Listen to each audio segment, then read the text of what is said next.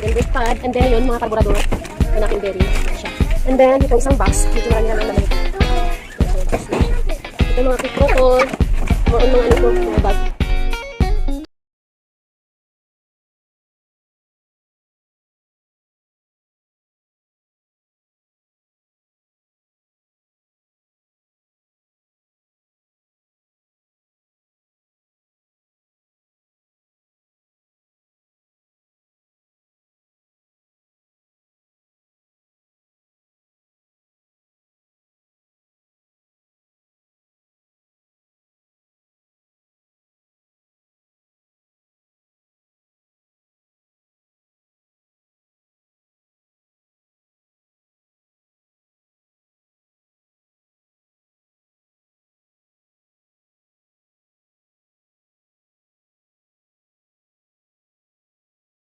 Ang init.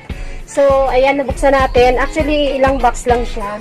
And then ito, yung mga maliliit-liit na yan, mga ano yan siya, mga Bossy paint at saka mga samurai paint.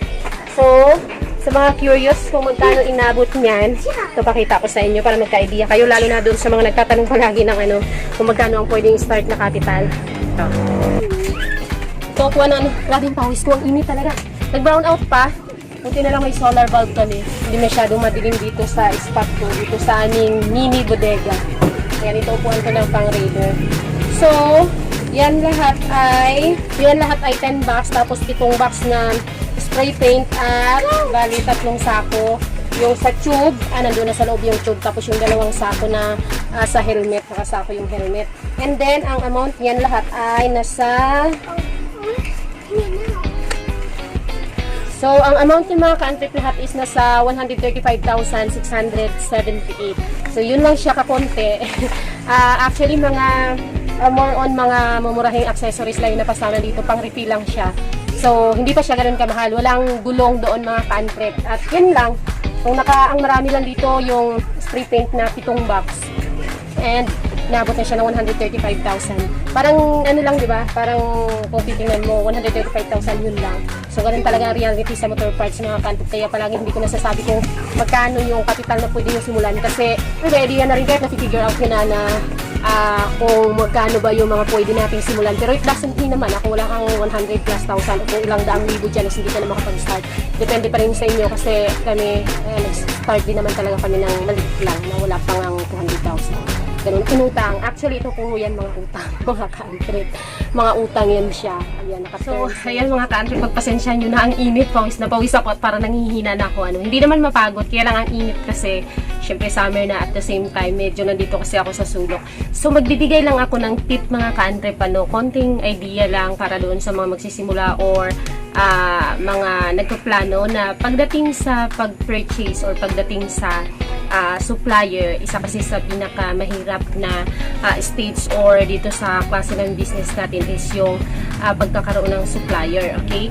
So, tip ko lang na kapag nagkaroon na po kayo ng supplier or makahanap kayo ng supplier is maging ano po kayo, maging loyal or ang tamang term siguro is mag-stick kayo doon sa mga supplier ninyo. Kung pong sabihin, syempre, kaya nyo nagustuhan or kaya nyo nahanap or kaya naging supplier nyo sila kasi nagustuhan nyo yung kanilang mga produkto or nagustuhan ninyo yung kanilang services. So, kapag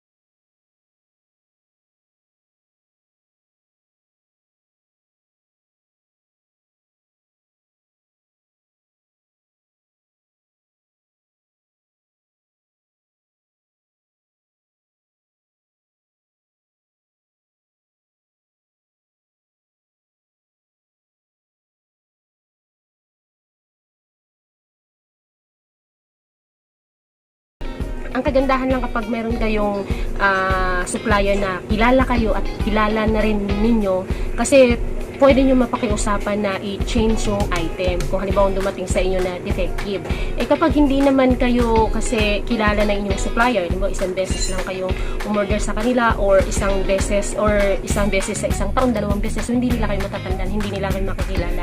So may tendency na kahit na defective, may defect yung item na nakuha nyo sa kanila, hindi nila ma-i-replace yun.